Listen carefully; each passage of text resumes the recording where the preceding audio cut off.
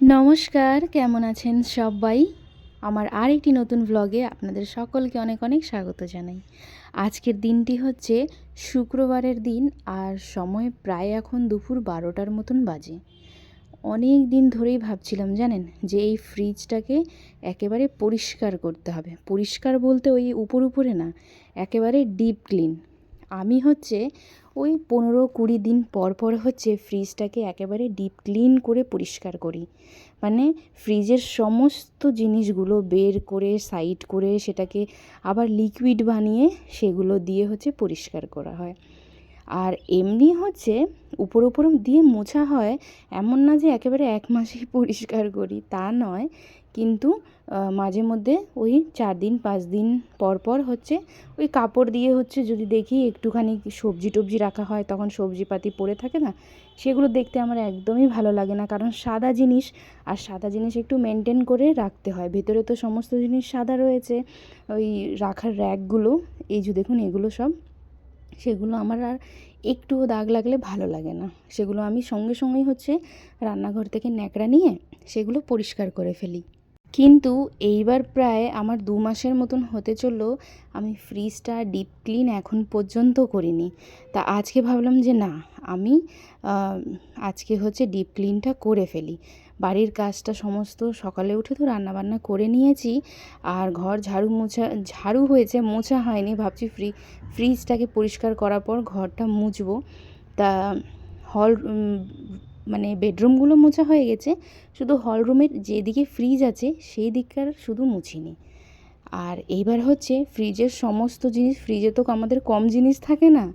Fridge যতই বড় কিনি না কেন, ততই মনে হয় যে ছোট হয়ে গেছে, তাই না? কিন্তু সেই ফ্রিজের মধ্যে যদি জিনিসগুলো অ্যাডজাস্ট করে রাখা যায়, তাহলে দেখা যায় সুন্দর জিনিসগুলো হয়ে আসছে। এবার ছড়ানো ছিটানো থাকলে তখন মনে হবে আপনার যে ফ্রিজটা আমার আরও একটু বড় হইলেই ভালো হইতো, তাই না? যাই হোক, ডবল ডোরের ফ্রিজ, এর চেয়ে বড় আর বেশি বড় রাখলেও ভালো লাগে না। তো চলুন এক এক করে সমস্ত জিনিস খালি করে নিয়েছি। আর আমার ফ্রিজের অবস্থা দেখুন একবার, মানে ডিপ ক্লিন ভিতরে না করলে এই অবস্থা হয়ে যায়।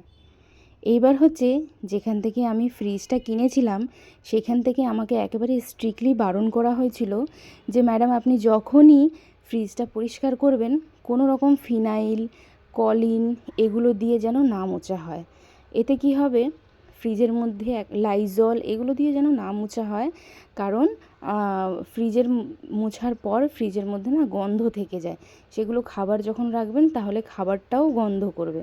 ভালো কথা, তাহলে কি দিয়ে মোছা যাবে? তো আমাকে বলছে যদি বাড়িতে লেবু থাকে, একটু লেবু জলের মধ্যে গুলিয়ে সেটা দিয়ে মুছবেন, সুন্দর গন্ধও হবে আর পরিষ্কারও হয়ে যাবে। আমি ঠিক আছে। আর খাবারগুলো তারপরে রাখার পর, মানে মুছে রাখার পর সেই খাবারগুলোও নাকি ভালো থাকে। এগুলো মানে আমি যেখান থেকে ফ্রিজ কিনেছি, কোম্পানি থেকে লোকজন আসছিল, তো ওনারা আর কি এগুলো বুঝিয়ে গেছেন আমাদেরকে। তা আমি যেখান থেকে নিয়েছি সেখান থেকে এটাই বলা হয়েছে। তা আমি তখন থেকেই হচ্ছে, যখনই ফ্রিজ তো আর ডেলি ডিপ ক্লিন করা হয় না, সেই মাসে 15 দিন 20 দিন 25 দিন পর পর বা 1 মাস পর, তো তখন হচ্ছে আপনাদের দাদাভাইকে বলি লেবু এনে দিতে। আর কলিনের আমার কাছে এই যে স্প্রে করার ডাব্বার রয়েছেই, ওটাতে হচ্ছে একটু জল আর লেবু দিয়ে, মানে অর্ধেক লেবু দিলেই যথেষ্ট, দিয়ে আর জলটা বানিয়ে লিকুইডটা, তারপরে হচ্ছে ফ্রিজগুলো পরিষ্কার করে নিই। দেখুন কি সুন্দর একেবারে চকচক করছে ফ্রিজগুলো। আর বসে পড়েছি, কারণ দাঁড়িয়ে আমার দ্বারা এই কাজটা হয় না। আর ডিপ ক্লিন করতে গেলে ফ্রিজটা প্রায় আমার 1 ঘন্টা সময় লেগে যায় জানেন। কারণ ভেতরে যত র্যাকগুলো বের করছি সেগুলো গিয়ে এখন মাজবো, মেজে ঘষে সেগুলোকে শুকা দিব, তারপরে হচ্ছে মুছে ফ্রিজে ঢুকাবো। ওই জল ভাবটা ঢুকালে না, তারপরে সেটাতে মানে সেই মধ্যে যেই জিনিসই রাখুন না কেন, সেটা নষ্ট হয়ে যাওয়ার ভয় থাকে। ফ্রিজের ভেতরটা তো পুরো ভালো করে ডিপ ক্লিন করে নিয়েছি লিকুইড দিয়ে। এবার ফ্রিজের উপরেও একটুখানি লিকুইডটা দিয়ে এগুলোকে মুছে নিচ্ছি। আমার মনে হয় শুধু জিনিস কিনলেই হয় না, এগুলো হচ্ছে আমাদের শখের জিনিস। আর শখের জিনিস আমি সব সময় চাই যে আমার কাছে যত্নভাবেই পরিষ্কার পরিচ্ছন্নভাবেই থাকুক। আর আমার একটু পরিষ্কার পরিচ্ছন্ন একটু বেশিই পছন্দ। সেটা নিজের হাতে, আবার অন্যের হাতে না। আপনাদের দাদাভাইকে আমি কোনো দিনও বলি না এটা একটু পরিষ্কার করে দাও, ওটা করে দিবে ঠিকই, কিন্তু কেন জানি ওর হাতের করাটা আমার আবার ভালো লাগে না। তা যতই কষ্ট হোক কিছুদিন পর করব, কিন্তু সেটা আমিই করি।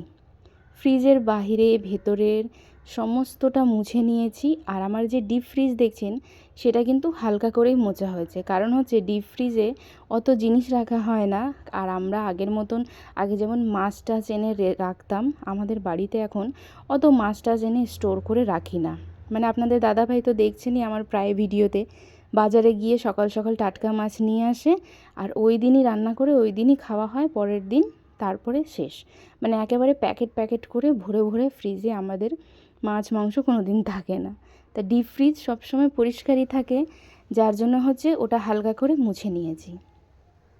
চলুন, এইবার ফ্রিজটা হয়ে গেছে। ফ্রিজের পিছনে তারপরে নিচের দিকে একটু ঝুলো টুলো ছিল, ওগুলোও সমস্তটা পরিষ্কার করে নিয়েছি। এইবার ফ্রিজের যত কন্টেনারগুলো ছিল, রান্নাঘরে এটা তো সম্ভব না দাঁড়িয়ে দাঁড়িয়ে করা, ভেঙে যাওয়ার ভয় থাকে, বেসিনটা ছোট্ট।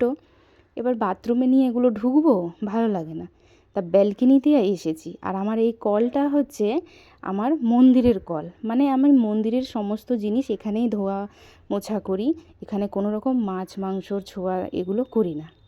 আর ফ্রিজে তো কোনো দিন পেঁয়াজ রসুন এগুলো তো রাখি না। আমাদের বাড়িতে হচ্ছে পেঁয়াজ রসুন এগুলো সমস্ত জিনিস হচ্ছে বাইরেই থাকে, যার জন্য আর কি অসুবিধা নেই। তা ভাবলাম ব্যালকনিতেই বসে বসে এগুলো মুছে নিই, মানে এগুলো হচ্ছে ধুয়ে নিই।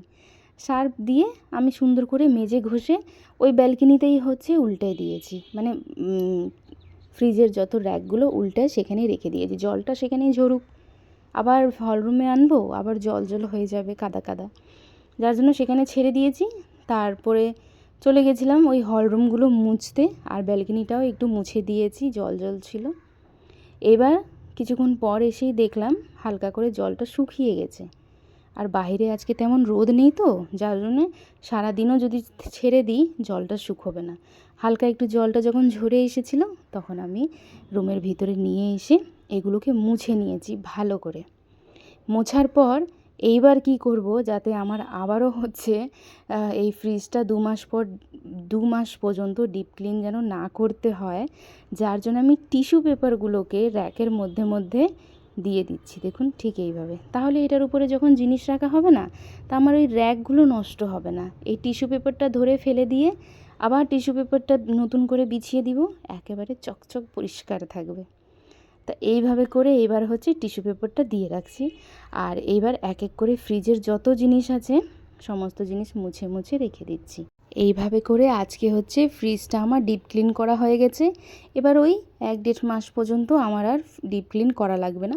উপর যদি কোনো ময়লা থাকে তাহলে সেগুলো পরিষ্কার করে দেব। দেখুন কি সুন্দর একেবারে চকচক করছে। আর ফ্রিজে আজকে কিছুই নাই, কারণ হচ্ছে সবজিটা আজকেই শেষ হয়েছে আর আজকেই বাজার ঢুকবে, যার জন্য আমি আর কি এই সুযোগটা আর হাতছাড়া করিনি, ঝপাঝপ করে ধুয়ে ফেলেছি। কারণ সবজি রাখার পর সেগুলোকে বের করে আবার ধোয়া মানে একেবারে ঝামেলা। এবার খালি খালি রয়েছে, সন্ধ্যাবেলা সুন্দর করে সবজিগুলো সাজিয়ে দিব। চলুন, প্রায় 2টোর মতন বাজে আর আমার বেডরুমের হচ্ছে এই অবস্থা। এবার কাজ করতে একদম ইচ্ছা করছে না, যার জন্য ভাবলাম এক তুড়ি মেরেই হচ্ছে বেডরুমগুলো ঠিক করে দিব। দেখুন এটা কি এক তুড়িতে সম্ভব? এটা করতেও আমার আধ ঘন্টার মতন সময় লেগে গেছে। চলুন তাহলে আজকের ব্লগটাও এইটুকুই। সবাই ভালো থাকবেন, সুস্থ থাকবেন।